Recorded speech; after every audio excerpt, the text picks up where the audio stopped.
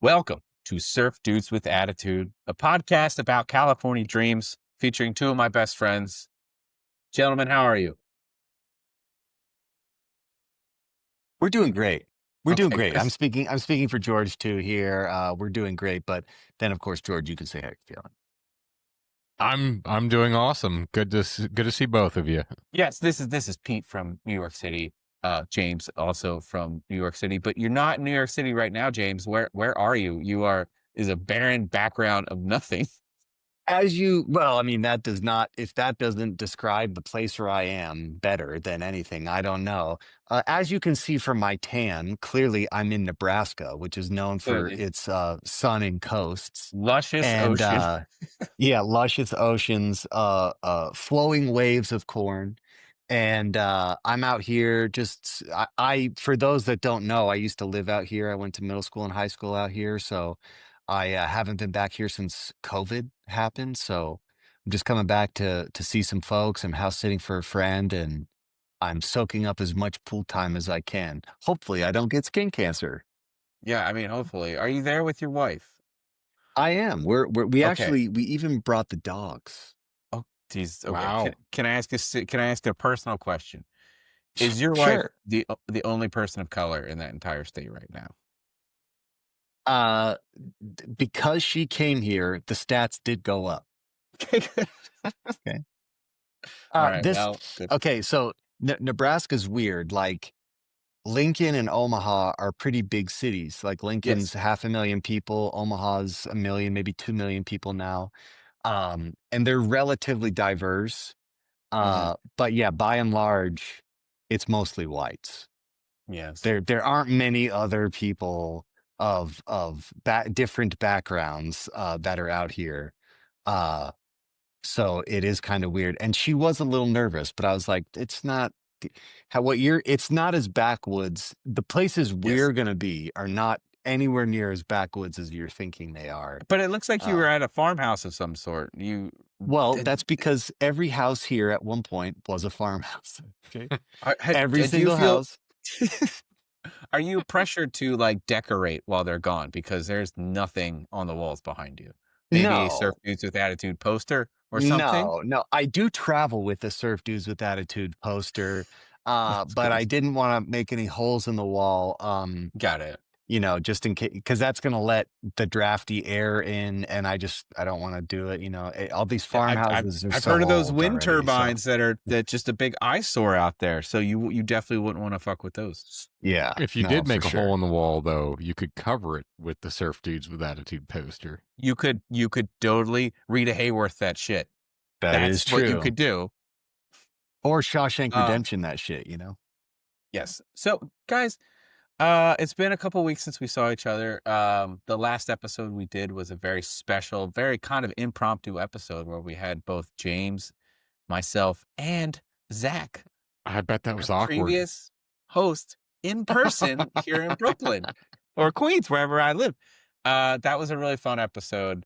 Um, it was a little like the baby mama and the new hot trophy wife that is James meeting each other for the first time. Did you guys like arm wrestle to see which host was going to come back and like finish out the It season? Or it was a stalemate, so we had to bring them both back. Yeah, It yeah, was really and Zach. To full disclosure here, Zach didn't even know we were going to do that because Pete didn't tell him.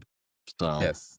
there Well, was an extra layer of stress and surprise there that you got off the plane and I was like, guess what we're we're doing? not really accounting for. That did play into how that played out, but I mean, I it said he was was going to see obviously a huge James. secret because Pete didn't even invite me. So Well, we said George being there would have made all the tech issues even more complicated. So George let the inmates run the asylum for a week. And that's a really special episode. We're going to put that out for free, with all our pretty faces all next to each other. Everyone's been clamoring for it. They all want to see all the hosts together. So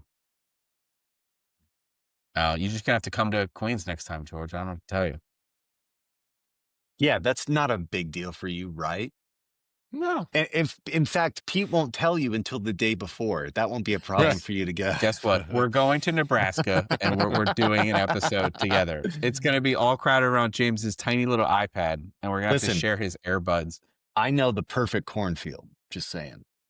I I'm was sorry. gonna say, do we get to husk corn while we're in Nebraska? Isn't that I like a big literally, pastime? this isn't even an exaggeration. I Mm. husked corn today. Jesus, how many? If a corn husker could husk corn, how many did you do? It was 3. There's also a rite of passage here in Nebraska. This is some pro Nebraska tips that you're just not going to hear Okay. anywhere else except for the Surf Dudes with Attitude podcast. Uh, But basically, in Nebraska, there's a rite of passage for young kids called the tasseling. Have you guys ever heard of that? I have no, not. nobody has, James. Yeah, right. Of course. Of course. So there's in a cornfield, you typically have a male corn plant and then 2 female plants and then another male plant and then 2 female plants. And Hot. in order, it's super hot, literally 120 degrees. I don't know if you've ever stood in a cornfield, but the corn Mhm. stalks are like 8 feet tall. Okay. And when it's 1,000 fucking degrees and you're in the middle of a cornfield and you're completely surrounded by corn, it's probably clocking close to 120. It's very Okay. hot. Right. And what they'll do is because the children yearn for the mines, kids need a summer job. And there's a 2-week window where they need the plants to pollinize.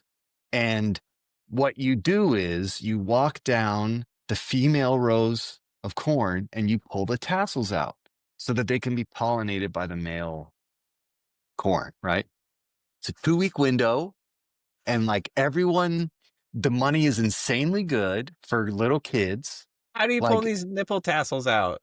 you literally reach up, you pull it out and it goes, It makes a sound. it makes it like a weird, you know, I can't make it. Okay. I can't make it that well. I can't do it justice, but uh the money's insanely good. And like when you start detasseling, there's like 200 kids. And when you're done, there's like 7 because And they It's drop like and a you like have to do all flies. that to make Ray Liotta come out. Effectively, yeah. In fact, the kids that don't come home, Ray Liotta, he I claims don't them. get what do you mean Ray Liotta? Field of What am I Dreams, dude. missing? Field of Dreams, dude. Oh, Come on. You build it, they right. will come. You detassel I it, was they will thinking. come. Okay, It's I was fun. Children of the Corn. It was the apex of my corn knowledge. Yearn for Kern is what you're saying. That this was your first summer job, maybe? They, yeah, I mean, and it's like they only offer it really to kids. This is so fucked up. They only It's offer it to child kids. labor. Yeah, 100%. They offer it to kids age 12 to like 15. And it's because it's very cheap labor. They know they're not doing anything because it's the middle of the summer. And Or people have been doing it like it's just a rite of passage. Like Mhm. any kid my age that lived in Nebraska, you were at least offered to come to. I don't know if kids are doing it that much anymore, but that's how I bought my first guitar amp. Damn. So when you talk about good money for child labor, what is the good money? Like, is it like $5 an hour or? I'm trying to. I think you get paid. It's like day rate, and I guess if I made like $600 or $800, I can't remember which. It's I guess it's okay. So $400 a week. Uh, I can't remember if it was 5 or 7 days, but it's like 20 something ish dollars a day.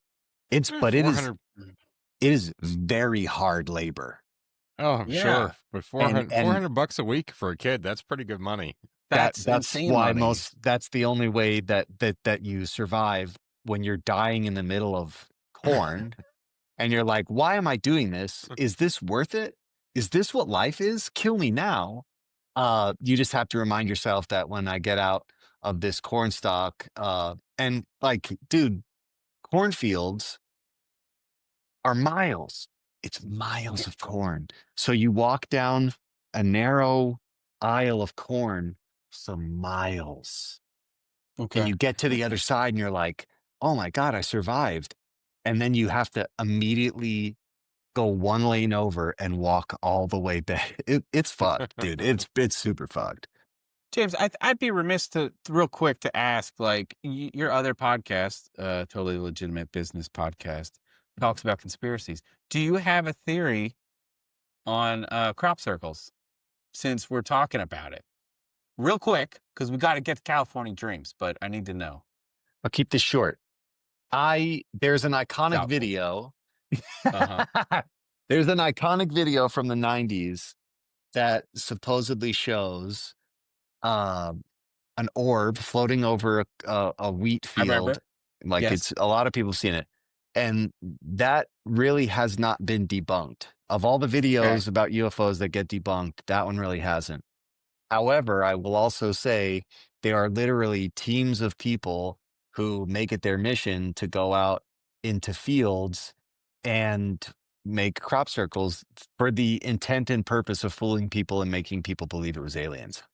Sure.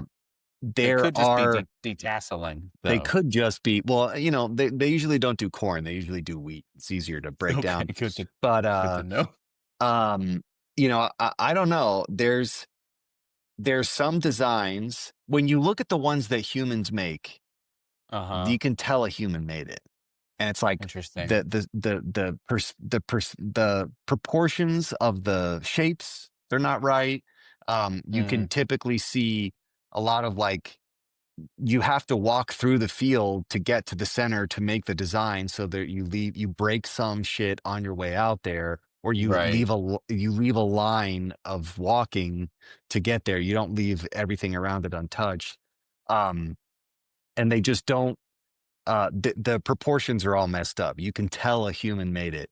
And I've definitely seen pictures. The crop circles are more of a thing in the UK, but there's some that are like, it's hard to say that a human could have made that.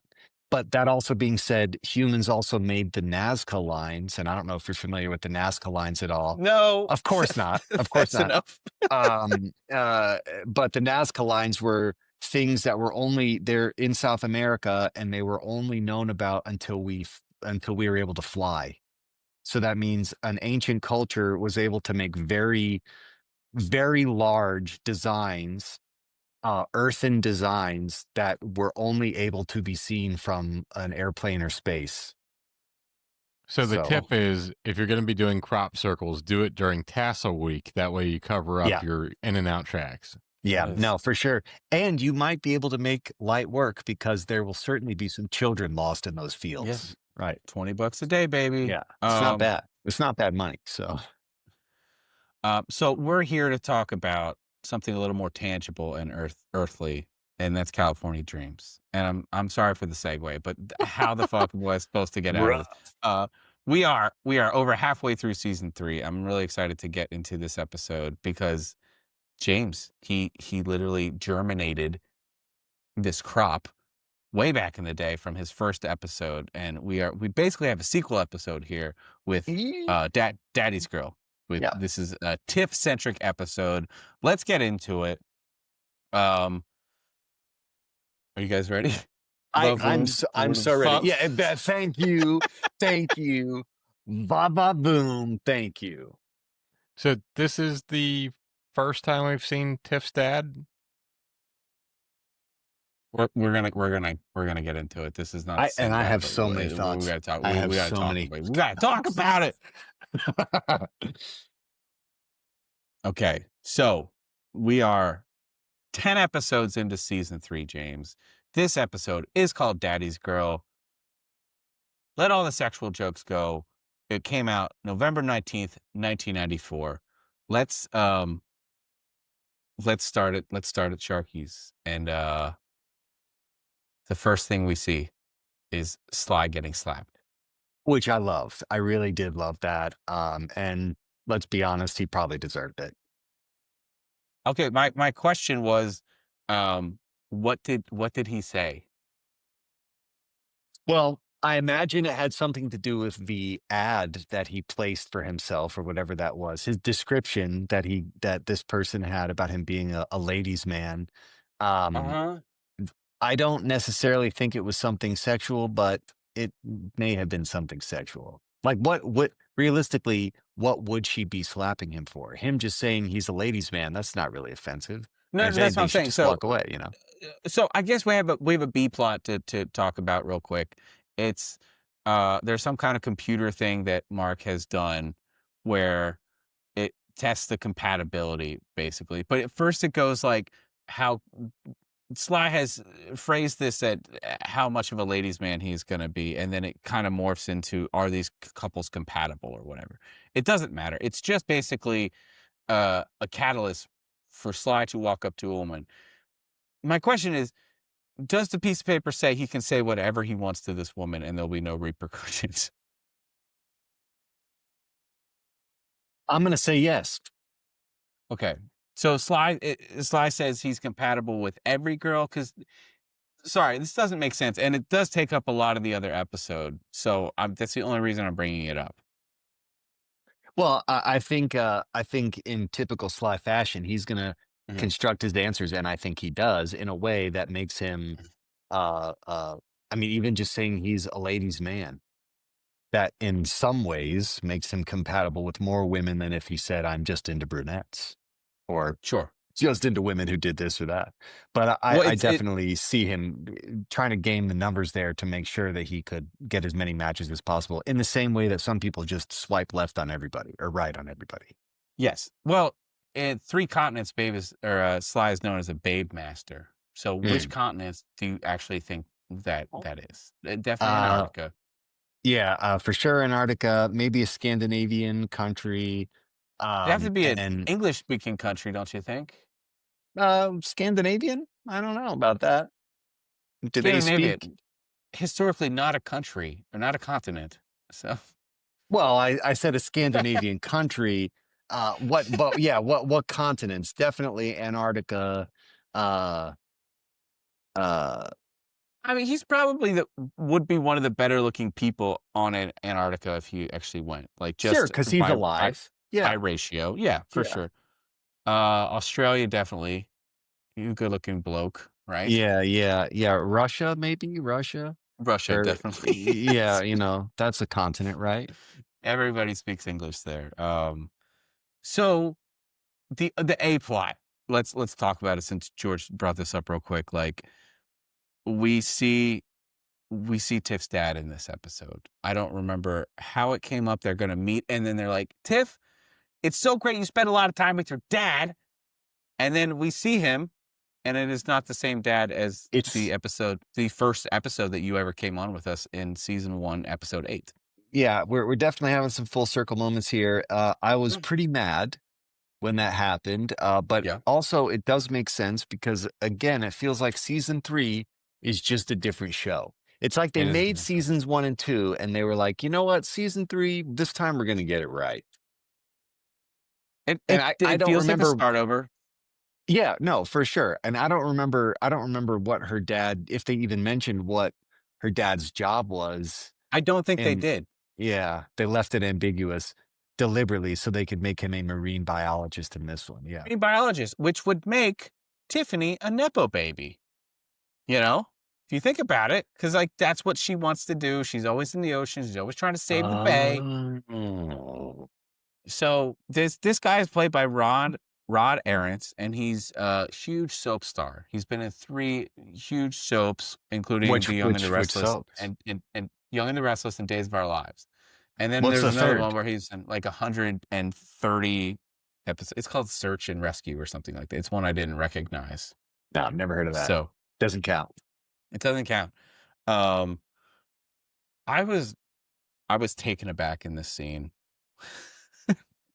Hi, Courtney. I was taken aback in this scene. Sharky's sells pizza. Have we ever seen that before? Yeah, I think so. And I think what kind of so. pizza? What kind of pizza do they have here? Because to me, it looked like a fucking Meat Lovers, and they were like plowing. They were like over 2/3 of the way done that fucking pizza. I mean, I guess that makes sense. What would make more sense is like a sushi pizza, especially with all the talk about fish in this episode and the fact that it's in California. Yeah. But we do know this, it's cauliflower crust. So this restaurant that is attached to a school sells mahi mahi, pizza, French fries, burgers, milkshakes, protein shakes. Let's not forget that. And salads, maybe not salads, because we do see a salad in this episode that I want to talk about later, but I'm not sure. Like, what an eclectic fucking menu. And I just want to give the chef props because he's fucking working overtime with all those pallets that he has to Well, do. look, he's got to keep these kids not only healthy, but energized. And what better way than by offering obscure fish? And okay, so the A plot, Tiffany is like, I love my dad, but fuck, he is like old and he's horny and he's lonely. Let's hook him up with someone. And they're like, how are we gonna ever find somebody that loves humpback whales as much as this motherfucker? And like, lo and behold, what They happens? do. They A, use they use a the dating wonderful app. looking woman. Well, and Dude, I really do love that they foreshadowed Tinder in this episode. Like they really foreshadowed internet dating, which is the primary source of dating now. yes, You know, unfortunately. how did they know? How did they know? Mm-hmm. Yeah, so this is Mark's compatibility thing here, but they don't actually use that for Tiff's dad. They meet the old-fashioned way where somebody comes in and orders a mahi-mahi sandwich with peanut butter, as we all want to do, Yeah. and they're like, "Shit, this woman's perfect." This actress actually plays one of the moms in Honey, I Shrunk the Kids. So there you go. I knew she looked That's familiar. pretty big time. So For this yeah, show, that's pretty big time. they both of these, the soap star and the other mom. It's not the main mom, it's the other mom, the next door neighbor's mom. Anyway, so we're like, we're gonna get this guy fucking laid finally. And again, this is not the dad that we saw in the first season, but he is still struggling with the same abandonment because Tiff's mom left at an early fucking age. She came back, left Tiff again, and she was threatening to take Tiffany away to New York City. And that did not happen. So Yeah, she's Tiffany is clearly repressing a lot of rage, and I'm not gonna lie, her home life seems very messed up. Now, do we know maybe the actor was replaced, but in spirit, is it the same guy and he's just older? Like we don't really know how much time has passed. And I remember her dad from the episode that we watched having, dark colored hair. But maybe again, since time is an illusion in this show, maybe just a lot of time has passed and he's aged. 1 year has passed since that. Yeah, So well, no. what is 1 year in this universe? I think is the It's question we true. need to ask, Tiff just has multiple parents, and none of them are really connecting with her None of them on a give a shit long-term basis. at all about her. Yeah, they clearly don't. And you know, I that to me is like the funniest part of this whole episode, considering how much I've gone in on Tiff repressing a lot of rage because uh she's kind of an afterthought. I Yes. won't be surprised when she snaps and kills somebody She on this almost show. snaps in this episode. She has a fucking blunt, sharp object, and she takes it out on a salad later, which we're gonna get into. Anyway, we're gonna go to the loft. The woman that they meet is called Ariel. This has to be a Little Mermaid reference, right? Of course, yeah. And then so they're sitting there, and like Jake is noodling on a guitar. This happens twice in the episode where like did they just get done practice? Are they going to practice? We do not know. And Tiff is like, we have to get my dad together with this woman. And then the other plot is that are Sam and Tony and Jake and Lorena, respectively, a good match? What do you think, James? Are these couples compatible? I do, and I think just as everyone is capable of doing, you get sidetracked by a new and emerging technology, and you think that technology knows you better than you know yourself. Which again we'll see later in the episode as the tensions start to boil over. But I do think for high school kids, they're great. They're in the band. They have similar senses of humor, at least with the pairings that we see there. Uh, we've got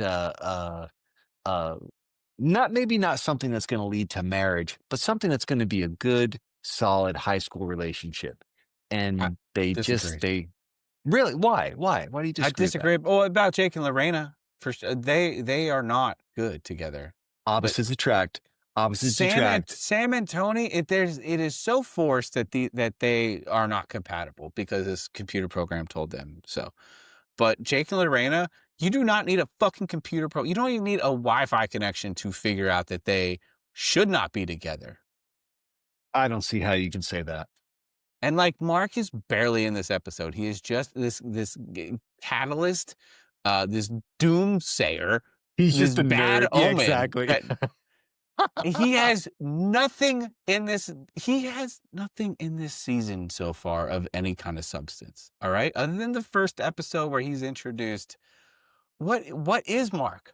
What He's is kind of he all to over the this place. band? Yeah. And the He fact is Matt in that way where they did not know what to do with Matt the second season. They have no clue what to do with Mark for this season. but making him like he also codes at a time where literally no one knew how to code. He codes too. It just doesn't. I don't know. I hear you on that. I agree with that.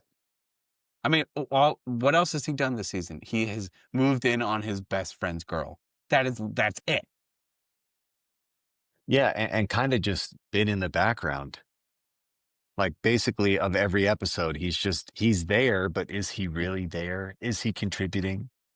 I did want to say that Jake's noodling here, whoever was doing the soft guitar noodling in the background to make it sound like his guitar's not plugged in. So that was the best miming Jake has done this entire season, was just those 3 or 4 notes and very Yeah. soft, very quiet, because the rest of this episode, we're going to get into it. But like, um, the only other thing I noticed in this scene was that there's a Coney Island poster right Where there. did And I that guess come that's just, from? I guess they're just like, where's another ocean? Oh yeah, the other side of the fucking continent. The Babe Coney Master Island, continent. like Santa Monica Pier, but gross. Yeah. More dead bodies. Is your dog okay behind you, James? She is. You know what's really funny is my dog, for the first time, tried catnip, Oh. and I gotta, I gotta say, I think he's baked. Yeah. He looks a little stoned. That's He's great. much more enjoyable though. He's usually pretty violent. He's very violent. Okay, so we're gonna jump to Sharky's. First thing I noticed, Tony still working at Sharky's. It is the most sporadic part-time job known to man. But he's still working there. It sounds like a Yeah. consistent job. Well, for sure, but there's no set schedule. Is it during the day? Is it after hours? It always looks like daytime unless they're like at a It's dance or something at Sharky's. whenever you got the time. And ironically, he's Are they never in working the Alaska? Is events, this like 24-hour sunlight? Is that what's going on? I mean, it very well could be. I don't really trust anything. I don't think the universe that this show operates in operates by the same rules that ours does. Yeah, time is bent. It is like interstellar. It's I think that's interstellar. what it is. Exactly. Yeah. Yeah. So there's some talk about humpback whales. They're trying to keep Tiff's dad there so he can meet Ariel. And Jake is like, humpback whales. And then this guy is just got a fucking proboscis for talking about humpback whales. So he finally does. And then somebody says the joke Shamu unplugged. And I just have to be honest. I almost watched Free Willy the other night because I wanted to see how well it held up. But I was not going to fucking pay for it, so I didn't. But I watched the trailers for all 4 Free Willys, okay? There's And 4 Free Willies. Are there's you 4 of them, kidding me? yeah. No, and the last one came out in like 2012, so going strong, pre-Panini. I was with George one time at a diner years ago, and before the internet, I guess, before Mark could code and bring up beta version of Tinder, I was convinced that a killer whale's scientific name was Shamu because that was the whale that was in Free Willy. And I remember losing a $44 bet because we finally went home and found out Let somewhere. me just make sure, George. Did you ever get that money, George? Did you get that money? George definitely did not get that money. I refused to pay on the. Wow. I welched on a bet, and I'm sorry, but I was so sure that I didn't know that Orko was the name. I was like Shamu because they keep talking. It's everywhere. Shamu is the name. Shamu is the name of one whale, not all whales. In case anybody's confused by that joke, it cut pretty deep for me. So this was definitely around the time. This is the same year that Free Willy came out. A cultural phenomenon. James, you were a little younger, but did you know about Free Willy? Of course I did. I mean, I saw Yeah. the first one. I didn't know about the other three, but I Well, I did. mean, I was aware of the first one. Yeah. we just saw Michael Madsen just passed, and he was the father in both Free Willy 1 and 2. So Wow. rest And a easy, big guy. yeah, and Your best stunning. film. You know, of all the movies that you did, Free Willy is the big contribution. That's the one where he's most known for. Yeah. Notably. Yeah, definitely. Can we talk What I about don't the next? understand is, Yeah. just a quick divergence here. I don't understand why they want to help him, but they hate him. I don't understand why they respect him as this old, distinguished silverback of a man, but they don't want to hear a damn thing that he has to say That's about not the true. thing. He's a lovable old guy, and if he was, it's like it's the old joke of like, oh, I brought the family slides from the vacation last summer. Who wants to look? Nobody, because they're kids, and we don't want to listen to old people talk about whatever excites them, kind of I thing. mean, So I guess, but then why are they so? Why do they want to help him? I don't know. I think they want to help Tiff. They want to help Tiff Yeah, because that like they're makes friends and that's what sense. they do. But I love the pickup line of like, "Are you talking about humpback whales?" Because I've never used that, and it seems to be super effective. Works every time. Yeah, it works every time. It's how I met my wife. So we are gonna go to Tiff's house, and this might not hit all the pinball noises in your head, James, but Tiff's living room looks suspiciously like the Garrison living room. It is fucking huge, but I think there's a door there that wasn't there before. Maybe George can chime in and see what he thinks. But like, this is an enormous big living room. We have a fish tank there. We have never seen Tiff's living room before. The only part of Tiff's house we've seen is her bedroom, and that looked suspiciously like Jenny's room. So we're reusing some sets. And they are there. We don't know what day of the week it is, but we can assume because it's the 90s, it's football night. This is a Monday night. And we are told around this time that they've only been seeing each other a week. Okay. This is before Thursday night football. This wouldn't be Sunday night. It just doesn't make sense. it's excellent deductive reasoning. You're fucking Sherlock Holmes over here. I do not believe, with that said, that either Tiffany or her marine biologist father would give a flying fuck 100%. about Yeah, that's Miami Dolphins. Why they're into Miami Dolphins just because it's a marine aquatic? Yes. Yeah, 100%. You have nailed what that joke so was supposed to be. It's incredibly dumb. Yeah. Wait, so that means okay? It doesn't mean they have to have some kind of sports package back in the day to see all of Miami Dolphins football games. Okay. So it's not like football. They always watch football night on Monday nights. It's only when the Miami Dolphins are playing on Monday Night Football. This only really happens maybe twice a season. So we just happen to be on that night. But guess what? The dad bails on it. So it's not even worth talking about. You know, you thought getting abandoned by one parent was bad. Just wait until you get abandoned by the second parent. She could have had her dad every fucking night, but instead, she got her like she got her dad a fleshlight. So this is where the divergence begins in my head. You want to set your dad up because he's lonely, but then at literally the first opportunity for him to not be lonely by exploring a new relationship, you get mad. That time has to come from somewhere, Tiffany. She's not mad. Where do you think it's coming from? pouting right now. She's upset. She has a whole box of or bowl of popcorn to herself. And then the dad is so smitten. He didn't even know it was Monday Night Football. He has to be reminded because she's wearing a really cute jersey. Well, Tiffany's miserable, so do you blame him? Can we really blame her father for just trying to be happy? She doesn't have anybody because Lorena and Jake are together. Her ex-boyfriend who spurned her, Sam and Tony, her best friend, also in a relationship. She wants nothing to do with Mark because who would? Who And then would? Yeah. Sly. So you're right. She has nobody else. She can't even go night surfing or something. So she's being abandoned once again. And Quietly repressing a lot of rage. Honestly, quietly, maybe the slogan for our show should be quietly repressing a lot of rage, you know. well, We've said it a lot. we're So openly expressing a lot of rage in a lot of these episodes. This rage boils over into the next scene where they're at the loft and Tiff, she has an and she's cutting up this she's fucking pissed. she's cutting up this celery.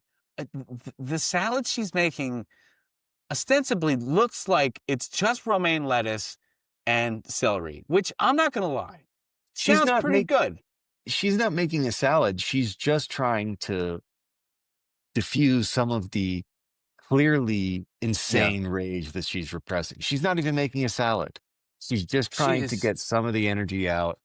And she knows that if she doesn't cut up lettuce, she's going to cut up human flesh. she is shanking the shit out Yeah, of this head 100%. of lettuce. But then she has the biggest bowl of salad I've ever seen. And then of course she can't eat all that. But again, in this scene, Jake still has the guitar, and we still aren't seeing a goddamn band practice. Okay? Why But we would we know need to see a band practice? That's not well, what the because show's goddamn about. it, like That's not what the they're show's at a about, Pete. loft. Didn't you know? This is about Haven't you Tiff's been watching dad. this season? Haven't you been watching this season? It's a rebrand, and the band Fuck. is not a part of it. I had to explain to somebody that I met at the bar, this bar that I'm working at. I did explain to them last night what my podcast was about. I really thought when I said, "Hey, I run a podcast," they were going to be like, "Okay, cool." But no, they wanted some follow up, and I was like, "Well, it's about this show from the '90s. It's called California Dreams." And they're like, "What's it about?" And I'm like, "Oh fuck, it's about a high school band. It came on right after Saved by the Bell." And then I was like, "Have you seen Saved by the Bell?" And they're like, "No, explain it to me." I was like, "What? No, I don't want to explain all of Saved by the Wait, Bell." wait, wait, But wait, wait, wait, wait a minute. They haven't seen they Saved by haven't the seen it, and they Bell. were a little bit older, so I was a little I don't surprised. I was believe that. like, I don't "Didn't believe your that. younger sister or brother watch it?" So I was explaining it to them, and then they're like, "Well, what's?" They followed up with like, "Well, what's this new episode you're going to be talking about?" And I was like, "Uh, okay, so like this season, there's not a lot of band talk, like this season, Tiff's setting up for dad." And they're like, "Well, what do you talk about when there's no band discussion?" I'm like, "That's a good fucking question. Will you just drink your gin and tonic and shut up? Like, I'm going to walk away and pretend to wipe something down. Stop making me feel bad about starting this podcast 2 years ago, dude." Sorry. This rage is contagious, James. Pete, you're Yeah. clearly repressing a lot of rage I'm there. not repressing shit. It's coming out. It's vomiting out. So here we find out that all of this rage, it's only been a week that her dad is seeing this woman. And like they talk about multiple things that they've already done together. So they are like going at it. Horny fucking rabbit teenagers. Every night they're seeing each other. And that's like cardinal sin. You gotta space this out. You know what I'm saying? But the man has been lonely. He got abandoned by his first wife years ago. He's been raising his daughter Still by harping on himself. that. Get And over then it. and You then are his daughter sets him up with a new date, and then she's immediately sour about it. It's just, does this man get a win? Does this man no. get a win? No, Tiff is hell-bent on cock blocking and clam jamming the entire state of California because she had one shitty childhood. This man is one Great Barrier Reef dying away from just completely losing his shit. That's the barrier method that they always talk about. It's this. It's being a marine biologist and having a daughter that makes it all about her. If we had Kelly Packard on, I would ask her about this and like, did she have to come up with more of a backstory? Did she have to really get in character for this? Like, but she will not talk to us. And I I think it's time to change. We have a lot to say. Sorry. But she doesn't, right? Yeah. She doesn't have anything that she wants to say to us. Okay. Okay. So let's talk about the dumb B plot real quick. The compatibility results come back. They both find out that they're not compatible with their girlfriends, whatever. Did you notice in this scene when Jake is stomping off, he grabs this might be worth looking up. I don't know if you can do that in your skeleton setup right now, but he grabs his jacket and it gets caught on the banister and he almost fucking spills on the stairs and they left it in. I shit you not. I had to watch it. I think he tried to stay in character while doing it, but like it is very obvious he tried to grab his jacket and go, and like the jacket got snagged on something, and then he almost fell backwards. And they didn't have enough time or money to reshoot it. They're like So literally one take Jake. We're keeping it in. I didn't even notice that, but I again, like the speed at which they make this show, it would not surprise me if they are like, well, he didn't eat shit. He didn't hurt himself. Like he didn't fuck the and he take didn't up. break character. He didn't break And character we're like a we're on true film actor. here. All this shit costs money, so we're not going to take another take. Okay, so good enough. I was petrified at this moment. She eats the salad and she's looking sleepy, and I'm like, no, please, not a fucking dream sequence. Honestly, this was my favorite part because I knew how much you were going to hate it. And it was so bad. Like I'm normally I'm for the dream sequences. Like I thought some of them were funny. You know, none of them have been necessary, but some of them were funny. And this one was super dumb. I did like Sly as the Hunchback, but otherwise pretty dumb. You mean Sly Gore? That doesn't even make sense. Fuck that. This is by far the worst dream sequence we've seen. And we've seen an entire episode about the Old West in a dream sequence that you I did didn't not see have that to one. sit through. I didn't see that one, but there have been a couple where like a majority of the episode is goddamn terrible dream or imagination sequences. What even was this dream sequence? What was the metaphor here? I know what Frankenstein is. This had nothing to do with Frankenstein. She wasn't trying to turn his dad into a monster. She wasn't trying to take certain parts of her dad. What is it? If the analogy was to make sense, then I mean, I guess it does make sense because Tiffany sees her as Dr. Frankenstein turning her dad into somebody that she doesn't know or doesn't like. But if we really wanted to make it doesn't work because if the girlfriend is the monster, then she should have been the Frankenstein and her dad would have been the doctor. I don't know. This one clearly they didn't think out. And fuck you, Mary Shelley. That's not even close.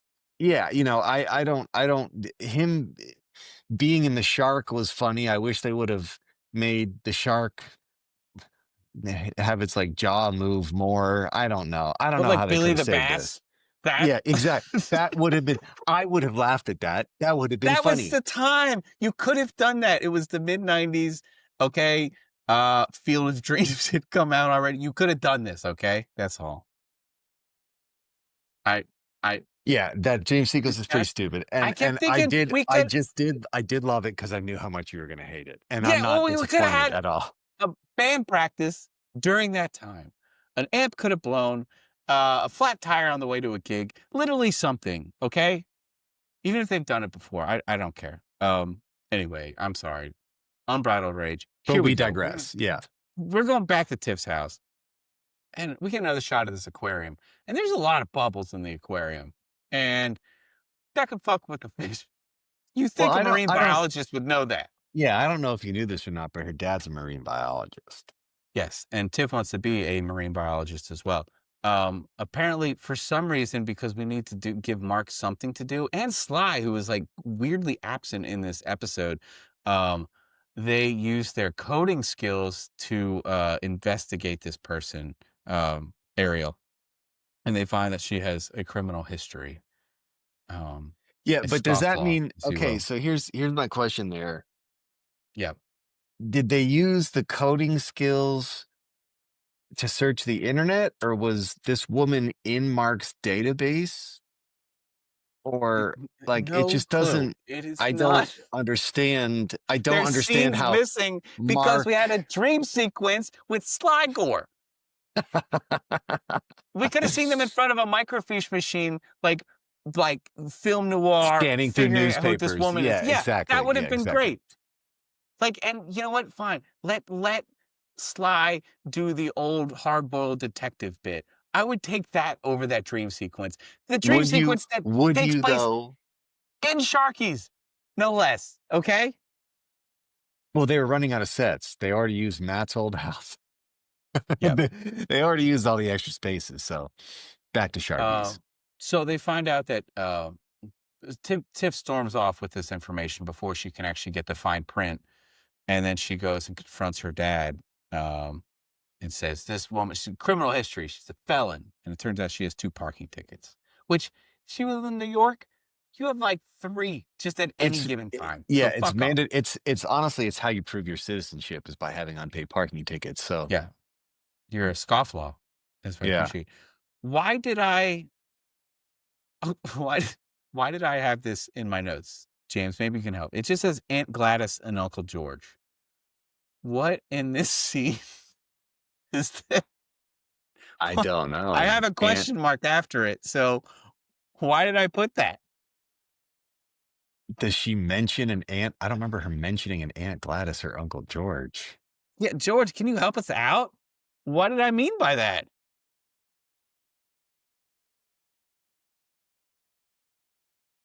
I don't know. I don't know. We're not gonna figure Well, it out now. maybe that's a reminder for you to reach out to Aunt Gladys and Uncle George. Maybe I was just texting somebody and I put it in there instead. George says Tiff's dad said her aunt was crazy because she thought she was her Uncle George. Oh, right. It's the mild transphobic remark. That's why I wrote it. Okay, like I don't know. Out of nowhere, they're like your Uncle George thinks he's Aunt Gladys, and I'm like, oh, okay. It's the 90s. Let's just keep it going, Yeah, James. that was acceptable bigotry back then, so no big deal. So we're gonna go to Sharky's, and these fucking these kids, the California just making a goddamn spectacle of themselves. The couples are fighting. These other patrons just fucking hate these people. Okay? Could you imagine being somebody who ate at Sharky's? No, Could I you can't. imagine I being didn't go to somebody school there, so no. like what other eating establishment would let these kids do whatever the fuck they want Whatever at the any fuck they want. time I mean, in and the Tony still middle of works the there. restaurant? We've I not seen a guess manager since Sharky left. Tony may own it. Tony may own that restaurant. I think that's the only way. That's the only thing that You explains tell how they can me get away the with this amount shit. of time, the amount of shifts he works. This is like an undercover boss situation where they don't know he owns it, and that's how Tony is financially dude. wealthy. Look, if you want to have a successful business, you're going to be working 80 hours a week. You're going to live at that business the first couple of years. Everybody knows that. Okay. He does live there, and that's how he gives them a residency. That's just crazy. That honestly makes more sense than whatever they've outlined in the show so far about whatever Sharky's is. Well, I mean, it obviously has the finer things. Is that the finer? Sorry, they obviously have like what is that fucking thing, like the upper elite establishment episode that we saw that one time where they had like the historical society. Yeah, it was the historical society. Sorry, it took a long time to get there. Everything can The happen at finer Sharky's. things. Fine. I don't know how you went from historical society to the fine. I'm not sure what the finer it was like things hoity-toity rich person shit. That's all. It was, delicate. Yeah. Anyway, the stupid B plot resolves itself by saying it doesn't matter. You guys have it was almost as if we didn't need it at all. Almost. We could have paid less people to be in this. I would have rather just like a bottle episode with Tiff and her dad talking their shit out. You know, that would have been fine. That would have been better. One for sure. take, all dialogue. Aaron Sorkin guest writes the episode. Okay. I would have totally taken that over what we just got. So, but I wrote down, I was like, Jake and Lorena do not have a spark. Just because a couple fights does not mean that they are passionate towards each other. It just means they are a shitty, toxic couple that force everybody else to live their toxicity. See, I disagree though, because Lorena is like the the rich popular girl, and Yeah. Jake is the popular but like rebellious guy. That Well, to popular. me, what do you mean popular? He's the lead singer of the hit Why? California Dreams band, Why have you the been most shipping popular them? band. You've been shipping this couple the entire season, and they are a garbage couple. Because Even is it J. better? Anthony Frankie said that him and Tiff were like the real deal, and him and Is Lorena can eat shit. is that though? Then why aren't they together? Why don't they ever mention it? There was a joke at some point. Tiffany said somebody asked Tiffany if something about Jake, and she's like, "No, Jake is not that way."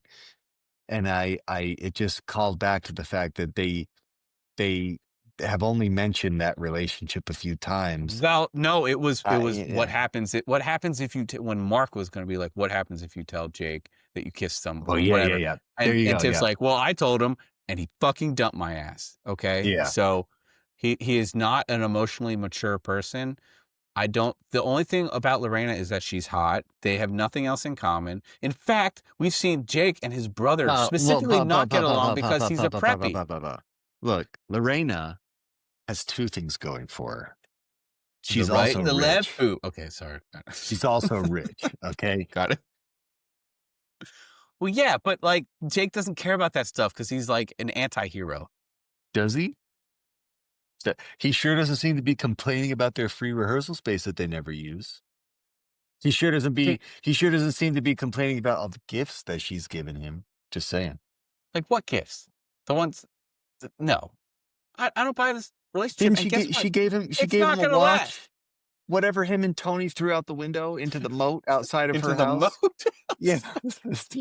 Come on, dude. What I'm are you sorry, talking about? everybody. You're just gonna have to listen to all of our episodes to get any of these references. I am doing my best to catch you up if you don't want to watch the show, but too fucking bad. We actually have a listener that specifically says he will never watch the show, but he listens to us every week. So like, Love that. shout out Thank to you. him. You're But great.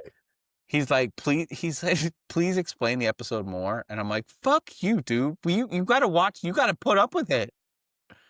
Anyway, out of nowhere, James, they're all, I guess, getting back together. A song comes. I didn't think we were going to get it, but they kept teasing it and edging us. A fucking song is happening. And I guess they have a residency here. Her dad is there. Ariel comes in even after. Oh, I guess we should mention that Ariel and her dad Tiff's dad split up. sits down with Tiff and says, "Look, I can see that this relationship is clearly disturbing you, so I've decided to not see Ariel anymore." That's wow. That's about it. And Yeah. and Tiff was happy at first, but you could tell that she was a little regretful of her actions. Yeah, it's almost like she's bipolar. I really think that Tiff needs to go to therapy immediately because the rage is beginning her to BPD is acting up, and she's a bit manic right now. out of control. So I guess she realizes that like she sees Ariel, and Ariel's like, well, I broke it off because I don't want you being up like throwing a hissy fit, but it's really hard to find this chemistry when you're an older person and just want to get laid. And the Tiff's like, fuck, I fucked up. Guess what? I have a song that I'm gonna play, and it's gonna make everything better. And so they're at their residency, and they play a song we've never heard before.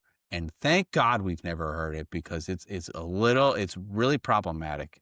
We could have never heard it, and we'd probably be in a better situation, but I have a question from a musical standpoint, James. You are a musician. Who is taking Tiffany's bass parts? Because she has just put that fucking bass down and focused just on this singing. Because we have two keyboard players who are switched this week. I don't know, but Mark is stage right all of a sudden.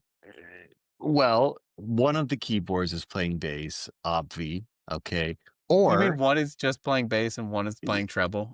Well, yeah, and you got to think about it like this in terms of like how could they have learned her part? Well, it's just one note. So It's all they have to well, do is just play the one note on the keyboard. Like they could have figured this out. yeah.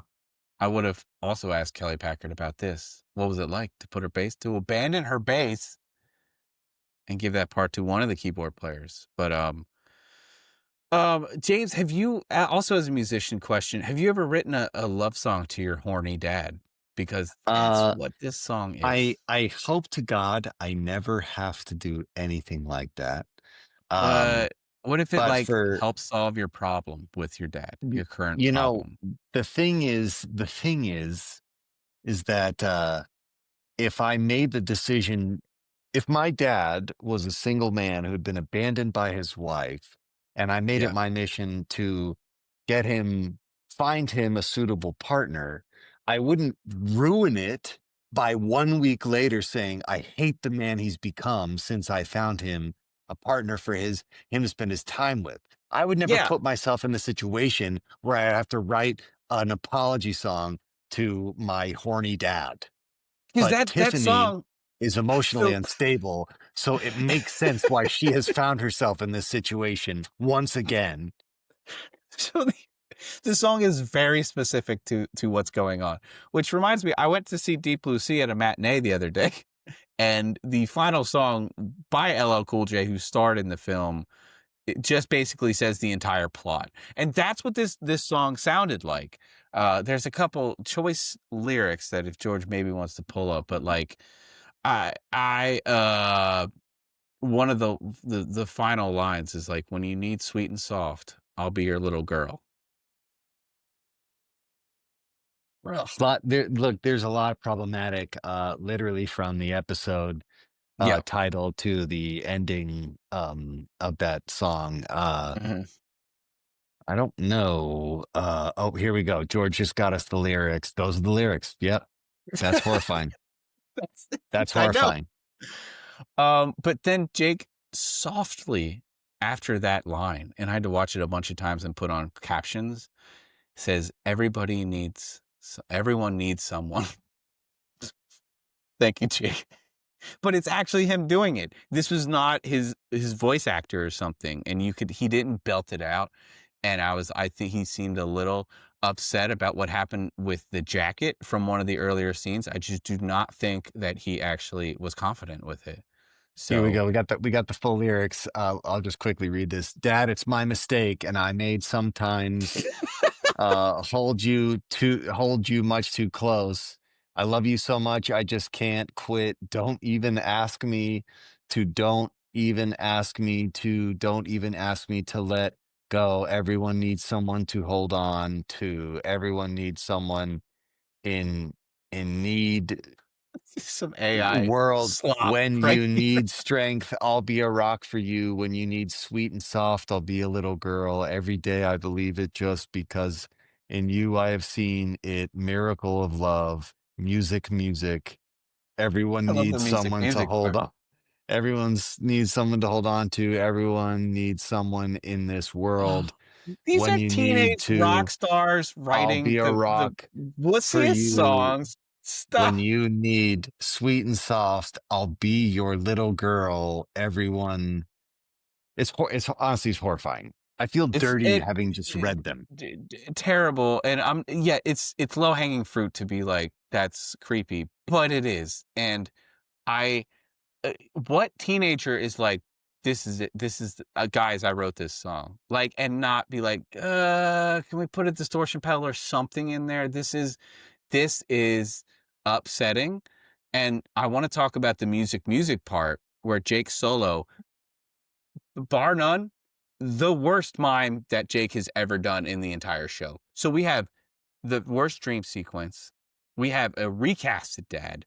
We have the worst guitar solo, and we have Tiff threatening people with the shiv in the This loft. is honestly, the first episode this season where I've been like, man, this is bad.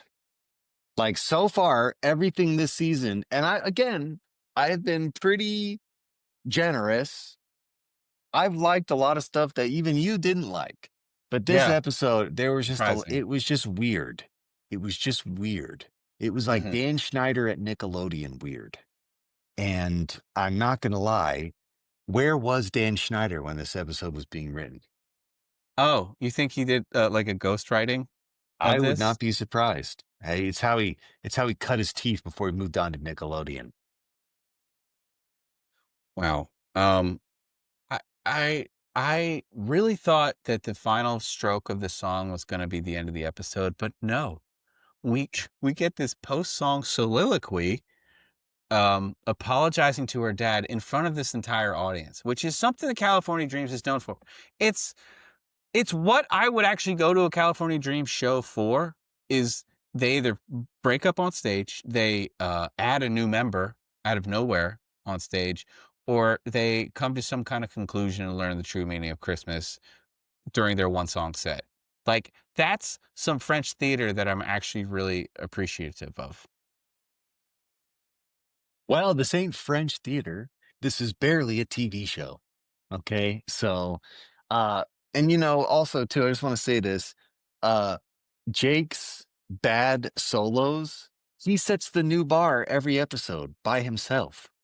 Like this one being bad at this point is not like I expect them to get worse. Like they have to get worse.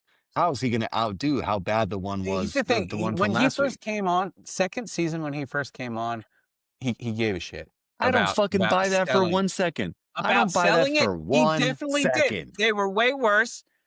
God damn you. God damn you and your blasphemy. He gave a shit, and a 10-year-old me was convinced that he was actually playing guitar. Even Yeah. older eyes, I'm like, okay, some of it looks kind of whatever. And I swear I jinxed myself when I actually talked to him when we did an interview with him. Ever since that moment, every single solo has gotten worse. And I Mm. think because like he's just kind of coasting right now and he's just doing the same silly bend, but the bends aren't even mapping out. It's upsetting. Yeah, I mean, you're telling me. I've been saying this for weeks now. It's upsetting how that was even allowed to be on TV. Yeah. Question, is Tiff's dad and Ariel the oldest people in this establishment? They You have to think? be. They have to Yeah. be. And I also I wondered like while I was watching this, what's their age gap? They look kind of an appropriate age, I Do think. they? Because he's I think they completely do. gray haired. Yeah, but You're not going to tell me that was George, bleached. can That you was tell us like how old these sun people were? bleached blonde beard and hair. He's a That's marine old. biologist. That's He's what I'm a saying. towhead. It's not bleached by the You know sun. what? That's old. It's You old got gray. one little tiny like shade darker in Nebraska, and all of a sudden you're this melanin expert, and it's gone right to your fucking head, and you're a different person, and I don't like it. Because guess what? I think they kind of look the same age because back in the 90s, 40-year-old people look like ancient. And it's Yeah. upsetting that they're the same age as me. Yeah. Right. And back in the 90s, it was also still acceptable for 50 or 60-year-old men to have a 20-year-old wife. Yeah, that wasn't. They didn't really look too down on that too much, compared to now. I'll tell you right now. He was born in 1944 and she was born in No, 1955. it's not how old the It's people 11 years. were. It's I, 11, I, it's I 11 don't, years. I don't know. I don't know if you knew this or not, but when you act, that's not actually who you are, right? I So don't understand. unless you can pull up some information that says Tiff's dad's character in this episode is X years old, you can't just read his actual age. But I'm telling you, he's a 48-year-old man in this. So I think you think he's like 60 because he's a silver fox, okay? And he's a soap star. He keeps himself in really good shape. He's swimming all the time. He's saving humpback whales, okay? This actually is very helpful to your physique. All right? She looks like I don't buy it. she I is don't buy it. literally, shut up. She is literally the mom next door from Honey, I Shrunk the Kids. Okay. Yeah, no, So sure, she looks sure. fucking good. And And in the 90s, she would have been like 28 max. She's 70 today, right? Okay. But in the 90s, the hot mom next door would have been like Max, 28, looked like she was 35. It And didn't strike me.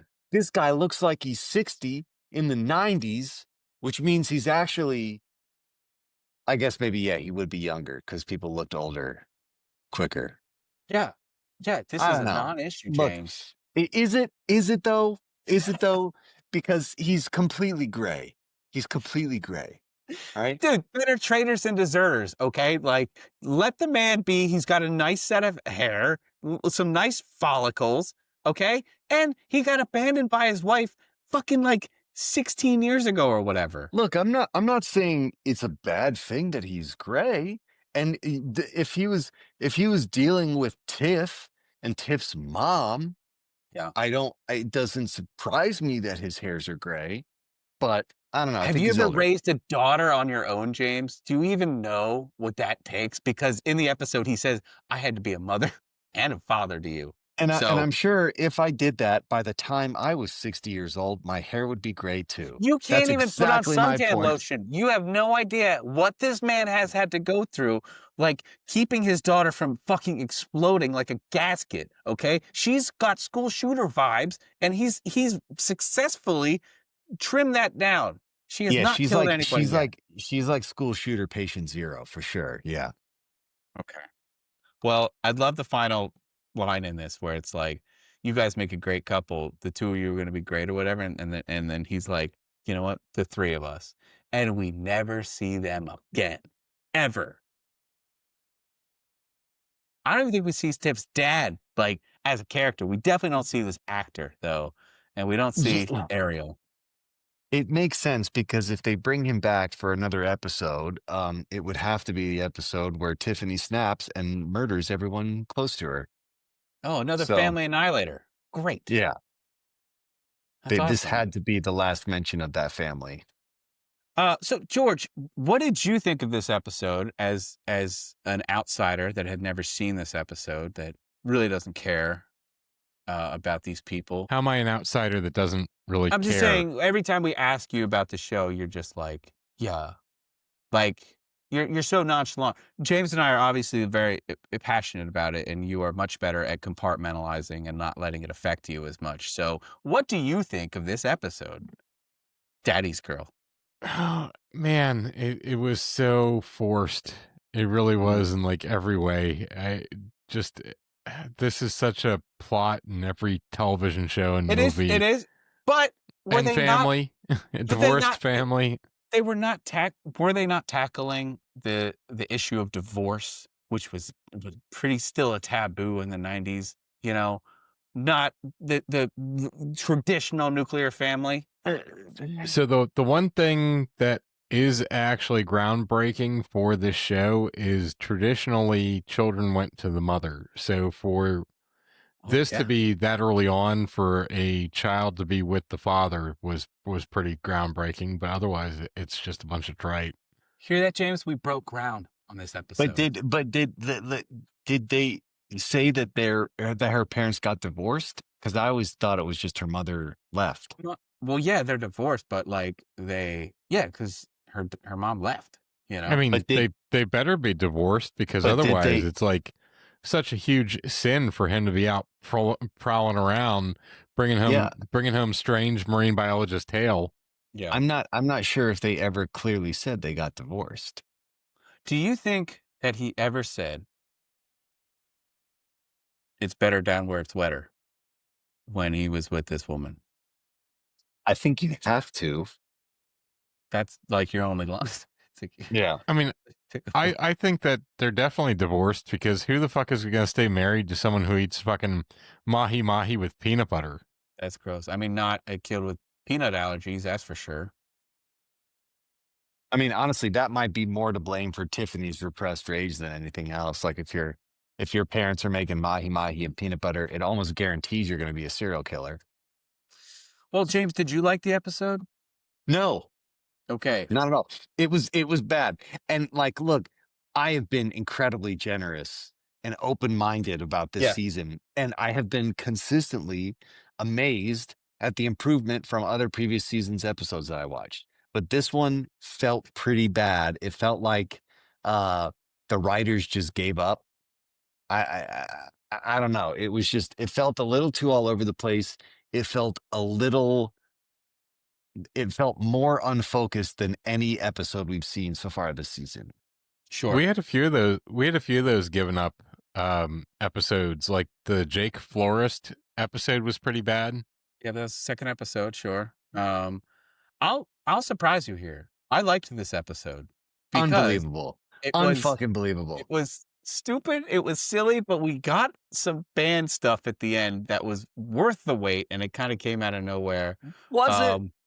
Yeah, yeah. What fan stuff do we get out of the way? Band stuff? Low bar. The band. Yeah, we got the band to play. I like a Tiff centric episode as opposed to a very silly Sly episode. Okay. And Sly crept in with his silliness, but it was still important that we see Tiff try to bring it. So I'm gonna give this episode a little higher marks, and especially the last episode, that Winkle Wicks world was like, fuck, that hurt to watch. I mean, dude, I honestly thought that was a more coherent episode.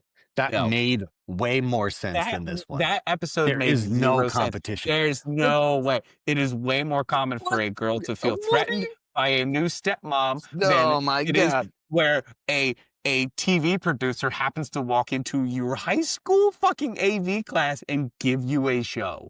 But the story of the episode was cohesive. It made sense. We're going from here to here. This one doesn't at all. Because Tiff's like, I want my dad to have a girlfriend. I want my dad to have a girlfriend. But then I don't want my dad to have a girlfriend. But then I do want my dad to have a girlfriend. That is the most realistic thing, is a teenager changing their mind. You're saying that we actually get a cable access show multiple times in one week, and then it gets taken off the air. If they have a live show. We're not going for realism. We've abandoned realism a long time ago. They live in a boat. I just want a coherent story. I want a story that starts about this and explains how they get to the end. This one is just Tiffany having a clear, undiagnosed mental disorder. That's sorry. I'd rather watch that with some band stuff than have a bullshit Wayne's World story with no band stuff. I'll die on that castle surrounded by a moat, okay? Do you want to get out? I just hope the next episode is better. That's all I'm saying. I hope so too. Before we get to that, do you want to give out a quick award to the worst miming of all time? To 100% Jay. Is Jay. No, I don't even think about that one. I'm gonna give the Tony Award actually to Mark, because at the very end when they're doing the done, he actually does that on the keyboard where Sam does not. So I'm giving it to him because it's easy to give Tony the Tony Award every week. And George, who do you want to be in a band with? Who's your Tiffy going to? I know you love this game, so you're gonna have to answer. It's always Tony. You want to be in a band with Tony? Yeah, for sure. He's always on. He's perfect in every scene. That's true. Can't argue with that. That dude's a real drummer. Honestly, her dad is pretty cool. I'd probably be in the band with her dad. Her dad makes good money. He could probably buy a band van for us. So I'm going to say Tiff's dad. I bet he sucks at whatever instrument he plays. He loves humpback whales. Yeah. He is probably a vocalist. Yeah. He has a tape of them that he can let Jake borrow. Honestly, this episode, I'm going to give the Tiff Award to Tiff. Because she stepped away from the bass to sing a really creepy quasi-sexual song to her father. Yes. And honestly, again, just being in a band with Tiffany will be fun when she ends up snapping and murdering somebody in the. I think she's going to go full Gigi Allen on stage, and she's going to cut herself up, or she's going to shit all over a band member. Also entertaining. She's totally going to unload on Jake at some point. Yeah. Do you think at any point they're going to reference Jake and Tiffany's relationship? Like, how do you break up with someone and then stay in a band with them? Do you think they get back together? Fleetwood Mac, baby. I was just going to say, this isn't Fleetwood Mac. Fleetwood Mac, baby. So lots of cocaine is going to aid in the process. Okay. James, speaking of next episode, would you like to guess what it is about? Let's hear the title. Okay, George, take it away. Family tree. Well, Now, I was I'm gonna hoping. give I you was hoping. maybe, wait, hang on. Go I'm gonna give ahead. you Go ahead. Go ahead. maybe a hint that it's gonna come out on November 26th, 1994. It's a hint. I'm not sure how that's a hint. What's around Thanksgiving? Yeah, I mean, okay, so if we didn't just have an episode about Tiffany, I'd say Tiffany and Tiffany's mom, maybe there'd be something going on there. But Family Tree, um, I don't think this show is progressive enough to talk about teenage pregnancies. So I think this is going to have to do with somebody hosts Thanksgiving at their house and there's some family drama that emerges, but the band's there to support and write a fucking Thanksgiving song that brings everybody together for the holidays. Well, it's like an apology song to the Native Whatever. Americans, I think. Sure. Okay. Yeah, there we go. They're Yeah, gonna make from the little hand perspective of the turkeys. pilgrims. Yeah, yeah, uh-huh. Yeah. You're wrong. Completely. I think I threw you for a loop with that hint. I'm sorry. A class project about family history leads Tony to dig up a part of his family's past that he'd rather ignore. Meanwhile, Mark takes on a sleazy persona when he discovers that he's related to Casanova, and Tiffany struggles to find her ancestors amidst the multitude of Smiths. That Oh, sounds damn. I thought there was going to terrible. be some existential I'm honestly surprised Tiffany even has a subplot in this one after Yeah, she had a wasting all whole of this fucking shit, this episode. whole fucking terrible episode on her dumb Does story. anyone know any history behind Casanova? Because it's always a huge reference, and I never get it. I guess he was a Lothario of some sort, but that would mean, ergo, that Sly is also related to Casanova. Why not just give him this part? Why do we Yeah. keep trying to make Mark a thing? Excuse me. What the fuck is a Lothario? That's another name for like a Don Juan, like a ladies' man. Oh, You never heard okay. that? No. Not like lethargic. It's like it's Lothar. I've never heard Ladies' of- man like Tim Meadows. Gross. So obviously Tony's family were slave owners, and he would rather not talk about that. Yeesh. I do remember this episode, and that is a part of it. Which You're fucking reminds me- shitting me. You are No, fucking which- shitting me. No, it's just he keeps hitting slavery kind of thing, which is the same exact plot that Lisa Turtle had in her episode of Saved by the Bell when they have a family tree project. That is also the one where where Zach dresses up as a full Native American in full Native American garb that he had to come out and publicly apologize for like 10 years ago. Yes. So, that's great. That's going to be fun. Do we want to take bets and if there's going to be any band stuff? I mean, yeah, but it's gonna be begrudgingly. Like they're think just gonna so? they're gonna fucking cram it in there like they've been doing all this season. Just like, oh yeah, they're in a band, so they should play a song at the end. Yeah. I bet there's no band stuff at all. Okay. Seems like half of these episodes have no band stuff in it. That's true. You think that ratio is going to keep going down as the seasons progress, George? Probably, yeah. Yeah. It's probably going to be why they break up. Wow. Because they just stopped playing. They're just not playing as a band anymore, and they don't even need to formally break up because they no longer play together. Yeah, they're doing the fadeaway on each other, and I don't like it. But you know what's not going to do the fadeaway? Surf Dudes with Attitude. Please give us a like and subscribe. It really helps us out. Please give us a review on any podcatcher that you might find us at. Shoot us an email at surfdudeswithattitude@gmail.com. Write Guys, Kelly Packard and tell her that you want to see her on this show. I don't understand why she keeps saying no. What are we, Sly here? Come on. I'd settle for a no. I get ghosted. Kelly Yeah. Packard ghosts me.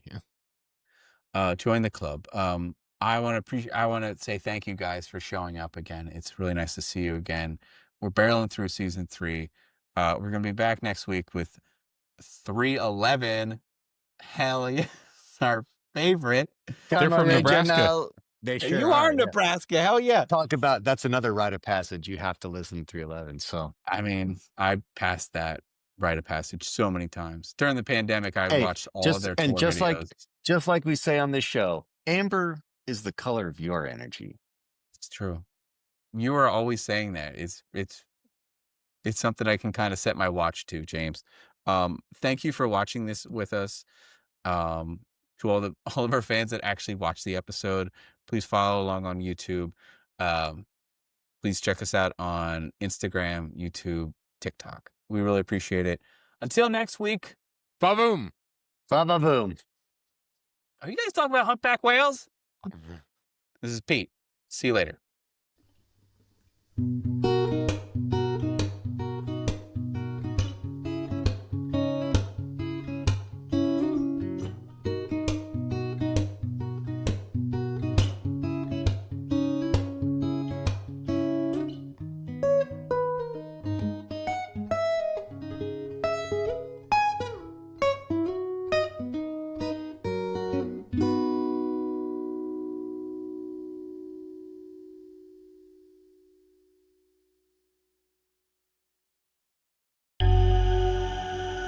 This has been a Waning Moon production.